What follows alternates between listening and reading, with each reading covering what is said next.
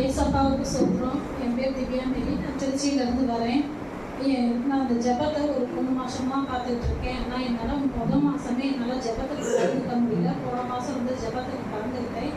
எங்கள் மாமியாருக்கு ரொம்ப இந்த ஜெபம், உபவாச ஜெபம் அங்கே வந்துட்டு போனதுக்கு பிறகு ஒரு 2 நாளையிலே திரும்பி அவங்களுக்கு உட முடியாத போயிடுச்சு. டெத் கண்டிஷனுக்கு ஆகிட்டாங்க. சுத்தமாக அவங்களால முடியல.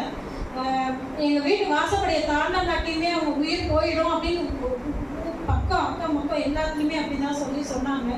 நான் நம்பிக்கையோடு அவங்கள ஃபஸ்ட்டு அந்த மாதிரி பார்க்கும்போது இங்கே வாங்கிட்டு போன ப்ரேயர் என்னை வச்சு ஜெபம் பண்ணி தான் நான் தூக்குனேன் அவங்க ஹாஸ்பிட்டலுக்கு. இன்னைக்கு அவங்க நல்லா இருக்காங்க, நல்லபடியாக நடக்கிறாங்க. அவங்களோட வேலைகள் சின்ன சின்ன வேலைகள் குளிக்கிறது, துவைக்கிறது, அந்த மாதிரி சின்ன சின்ன வேலைகள் அவங்களே பார்த்துக்கிறாங்க. இன்னைக்கு நல்ல பலனா இருக்காங்க. அடுத்த மாதம் கண்டிப்பாக அவங்கள ஜெபத்துக்கு கூட்டிகிட்டு வந்து இங்கே சாட்சியாக நிற்க வைக்கணும்.